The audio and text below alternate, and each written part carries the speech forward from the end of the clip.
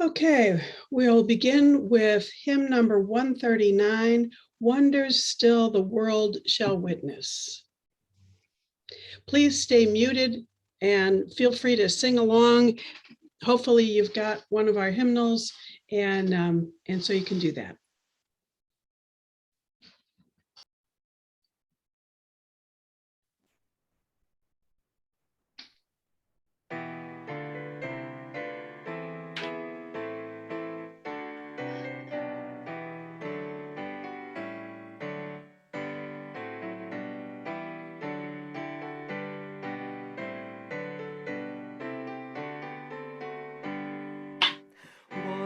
Still the world shall witness, never known in days of old, never dreamed by ancient sages, howsoever free and bold.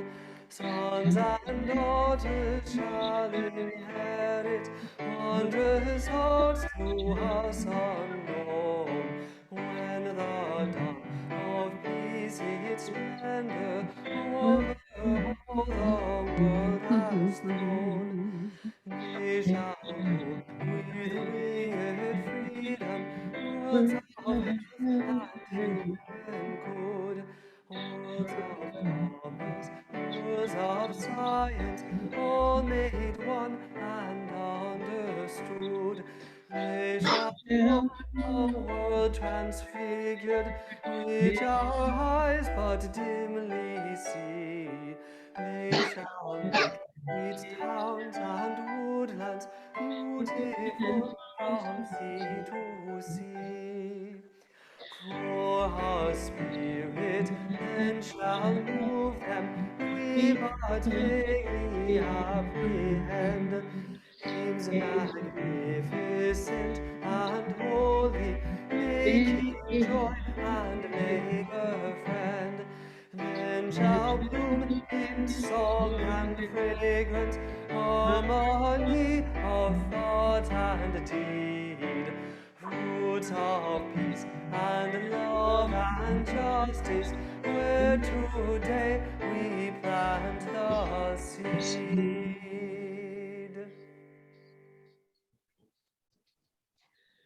Okay, welcome to the Unitarian Universalist Congregation of South County. I'm Kathy Swink, a member of the worship committee and the worship associate for today's service. Unitarian Universalist Congregation of South County is a voice of liberal religion, and we welcome everyone to join us equally. We're glad you're here to join us, and we have a couple of announcements today. Etta wanted to let us know about some of the hiring that's hopefully going to be going on soon. Etta? Okay, we have launched the search for an congregational administrator for the office. You can find the application link from the front page of the website, and it was also listed in the newsletter. So if you know anyone who might be interested in that position, please direct them there. We would appreciate it. Great. And we're also looking for a contract minister. So if you know of anybody who would serve us well in that purpose, also let people know. The next two services will be recorded services from some of our neighboring congregations, and then we're skipping Labor Day weekend, and then we'll begin September 12th with the water communion. So we'll hope everybody will join us for that water communion. All right, opening words. Roald Dahl said, "I have a passion for teaching kids to become readers, to become comfortable with a book, not daunted. Books shouldn't be daunting. They should be funny, exciting, and wonderful, and learning to be a reader gives a terrific advantage. And Martina Adler also said, reading is a basic tool in living a good life.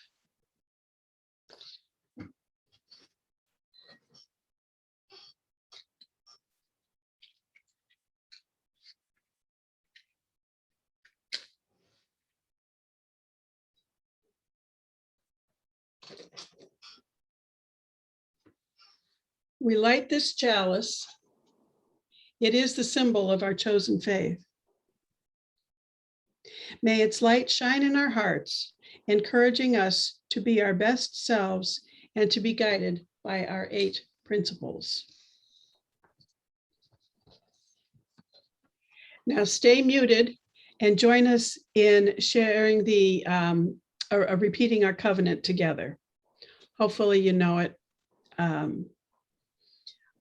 Love is the spirit of this this congregation, and service is is its prayer.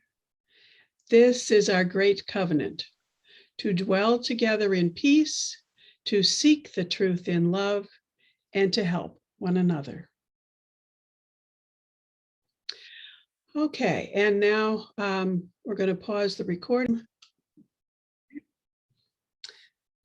All right, now I'm going to introduce Kari, our speaker for today. Kari Kurto is a member of our congregation, along with her wife April and their 3 adorable children. She's a literary specialist at the Rhode Island Department of Education. Kari coordinates the RIDE, Rhode Island Department of Education, training efforts in the science of reading and structured literacy, and lots of other important work. She has previously worked at Middlebridge School, a boarding school for high school students with learning differences in Narragansett, and at Ross and Saunders School, a school for students with dyslexia in Austin, Texas. We welcome her to lead our service today. Welcome, Kari.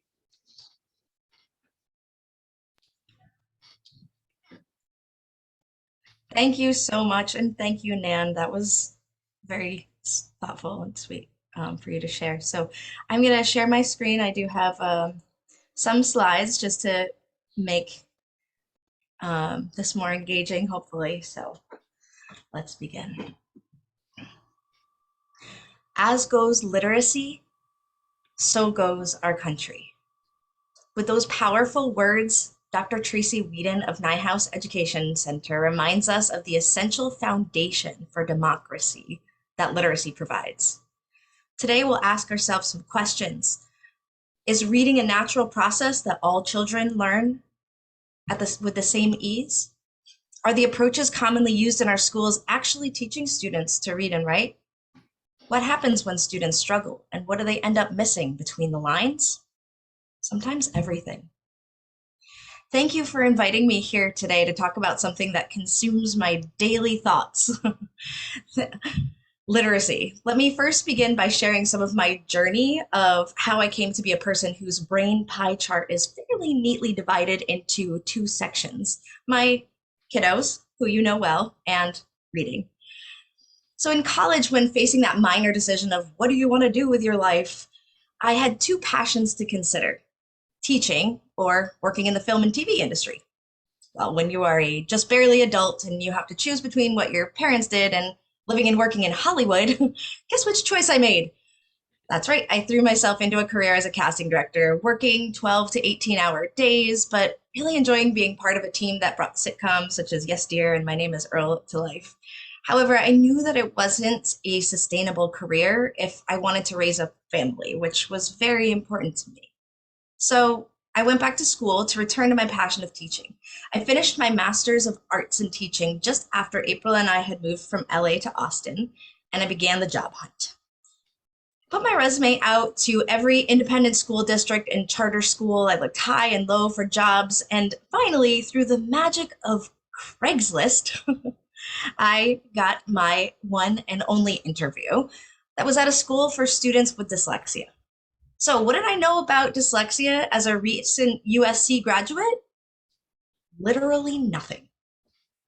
During my master's in teaching, I learned nothing about students with dyslexia, nor how to support students who struggled to read, nor really how to actually teach students how to acquire the process of reading. I learned about sociocultural theory, I learned about Vygotsky, and something called balanced literacy. A huge tenet of balanced literacy is that if you expose children to rich and interesting literature, maybe a small amount of phonics, and kids will learn to read. Just read to the kids, and they'll be okay because reading, like speaking, is a natural process. Spoiler alert, this is absolutely and unequivocally not true, but more about that later. Miraculously, from that one interview at a school for a population of students I knew nothing about, I got my first teaching job at a school for students with dyslexia called Ross and Saunders. These kids were amazing. I learned so much from these wise and brilliant souls as they unpacked their stories, which unfortunately often came with tales of stress and anxiety as early as kindergarten and often by second grade, that stemmed from waiting to be called on to read when they knew that they couldn't. Trying as a child to explain their hardships to their teachers who, like me when I began, did not understand the nature of what they were grappling with. So let's pause here for a moment to talk about dyslexia. If you want, type into the chat what you believe dyslexia to be, except there's a couple of ringers on here that probably shouldn't comment. You know who you are. And we will return to the comments in a moment.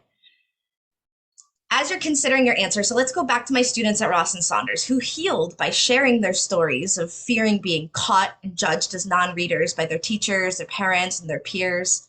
I also witnessed some compensatory strategies that they used, such as something that struggling readers often refer to as fake reading.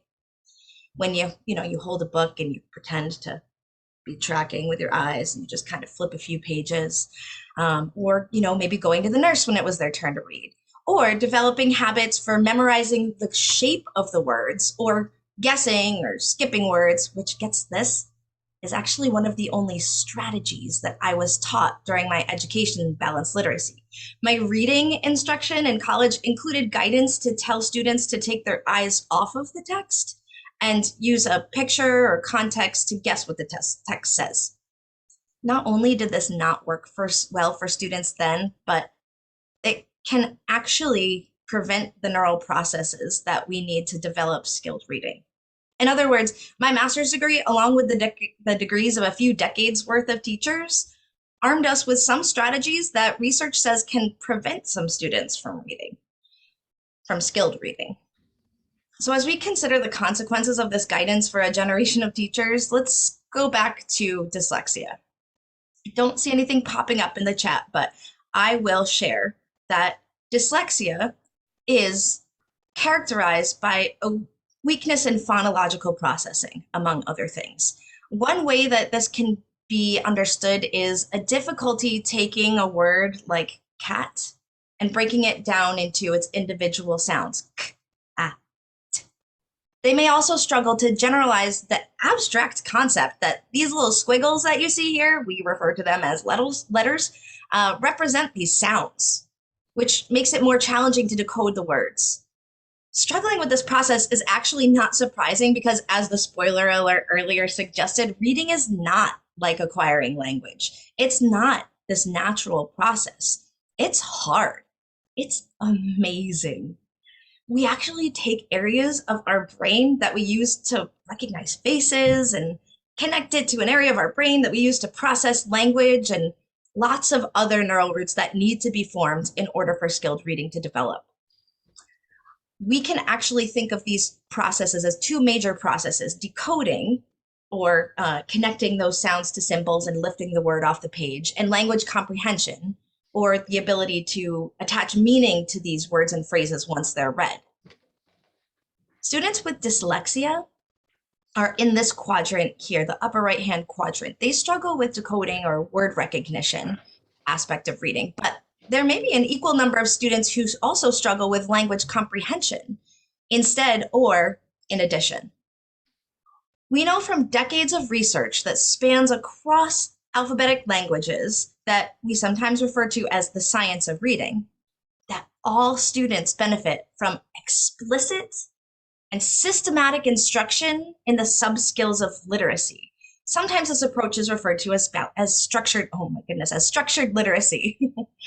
All students benefit, as you can see, but more than half of our students require this instruction. And 5 to 15% of students, these are our students with dyslexia, require this instruction with multiple, sometimes multiple repetitions of this instruction. However, like so many aspects of life that we know as UUs, there is a vast canyon between what the science and research shows to be true and the practices that are actually put into place. So when April, baby Teddy, and I, and almost newborn Beatrice and I moved to Rhode Island, I knew that I wanted to continue to work with this incredible populations of students with dyslexia. I was fortunate to find an accredited fellow who trained teachers in an approach called Orton-Gillingham, which is very similar to structured literacy.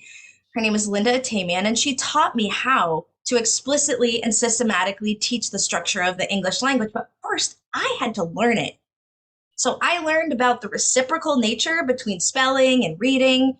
I was surprised to find generalizations like C only says S before E, I, and Y. That was really cool.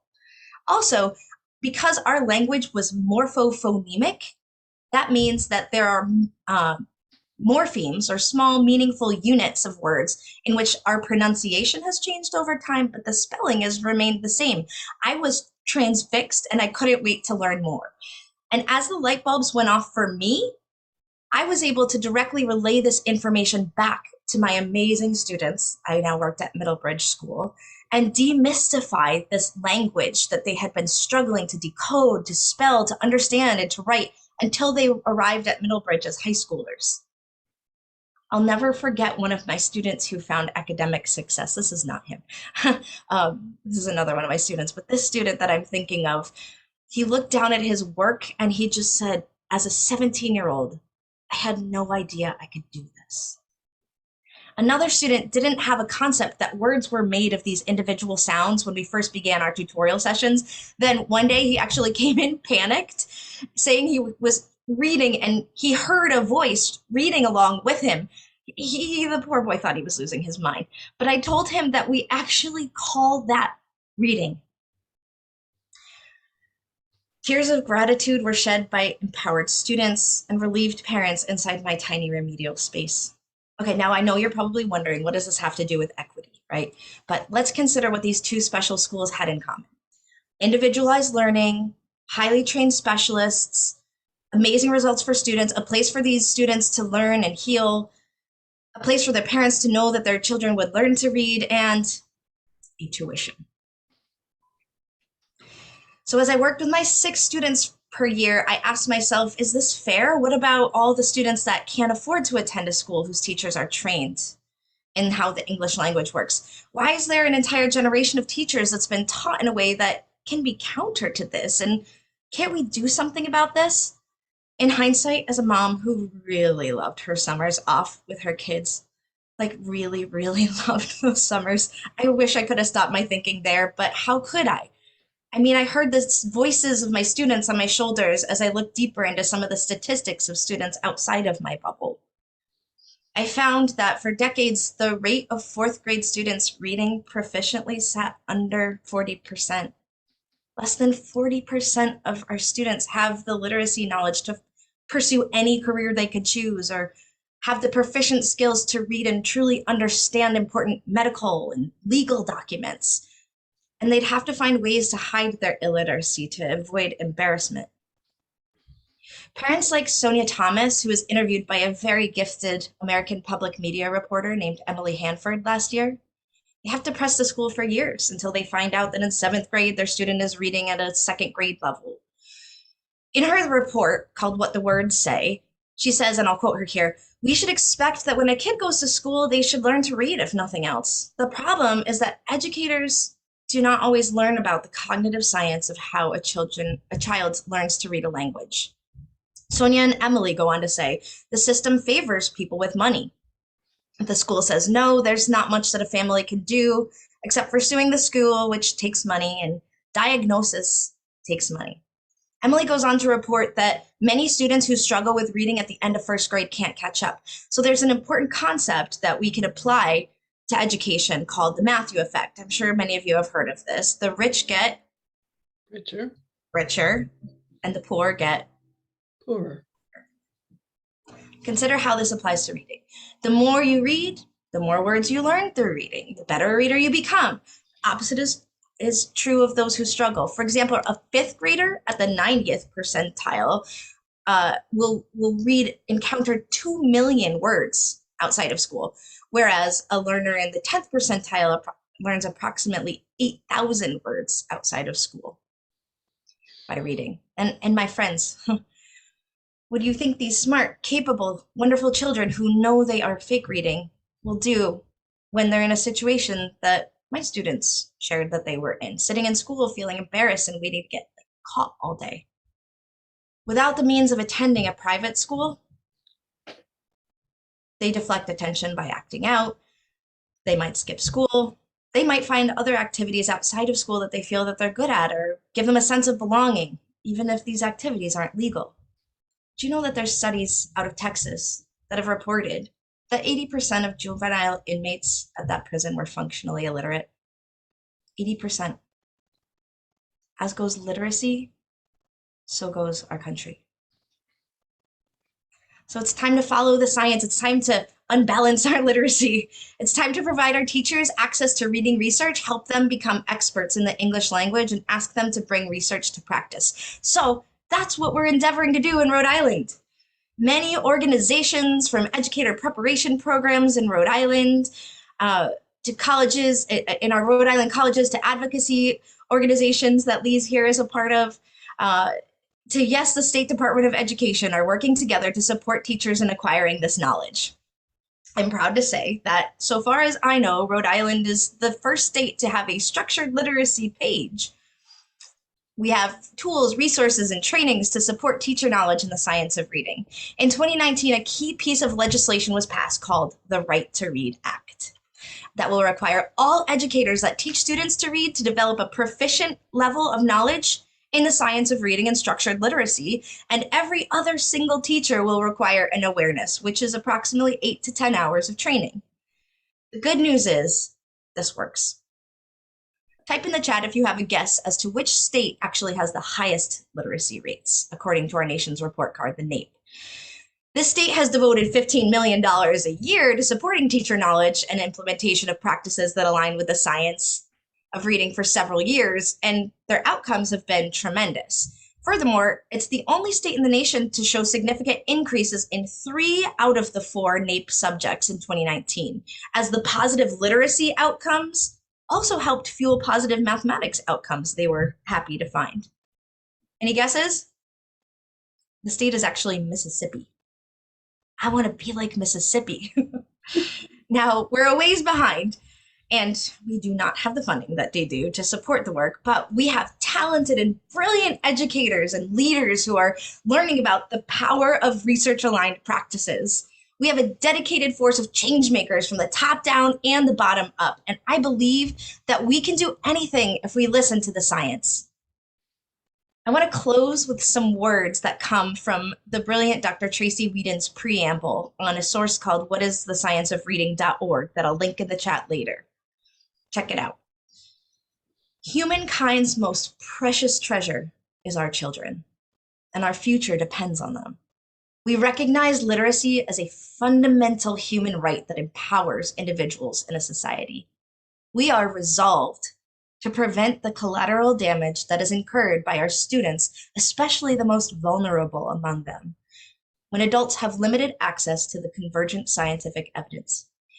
In a knowledge economy, the currency of the 21st century will be built on the foundation of skilled reading. Students who can read well have a place at the table of opportunity. I highly encourage you to watch her preamble because she does it much better justice than I do. But it's time for Rhode Island to continue to arm its educators with this powerful knowledge of how reading develops and the instructional methods aligned with reading research to prevent the burden of illiteracy. Literacy should not be reserved for those with good fortune or great fortunes. We must support our exemplary educators here in Rhode Island as they undergo training in structured literacy. We must influence our school committees, share resources like whatisthescienceofreading.org and the Rhode Island Science of Reading website, which I will also link in the chat. Share these with your schools and districts. We must continue to ask for more for our children and provide equitable literacy instruction that is grounded in the science of reading. Thank you.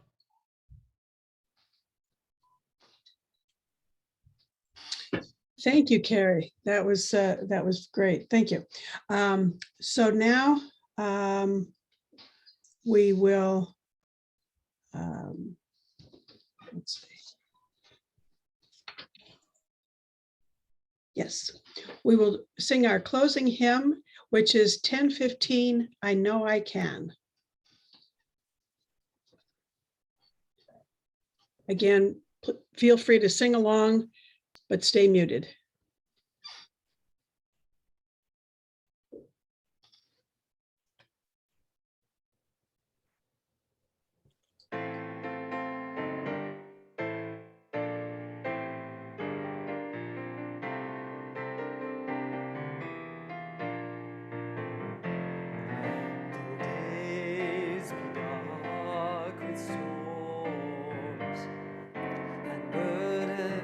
Weigh my heart,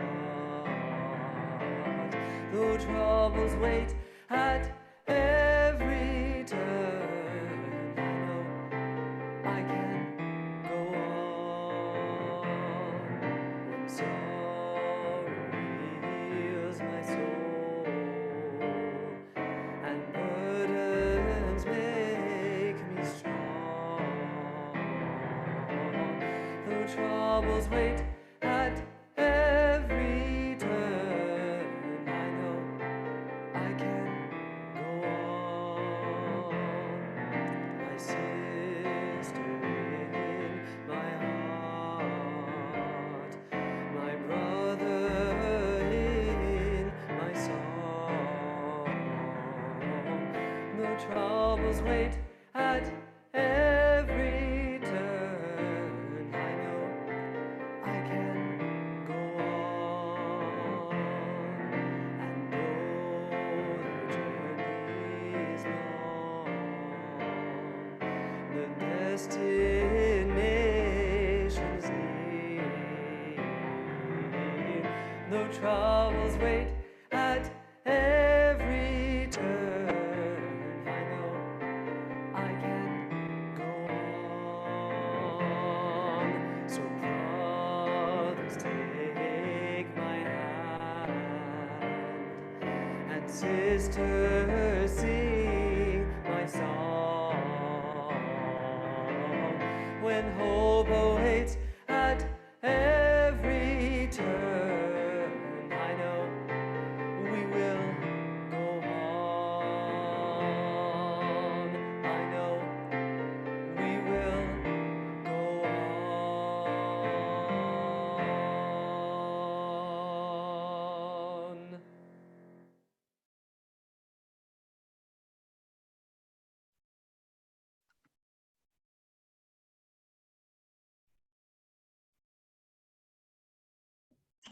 Kathy, you're muted. Thank you. For closing words, we have Jacqueline Kennedy Onassis saying, there are many little ways to enlarge your child's world. Love of books is the best of all. And Groucho Marx said, outside of a dog, a book is man's best friend, as Kari is showing us. And inside of a dog, it's too dark to read.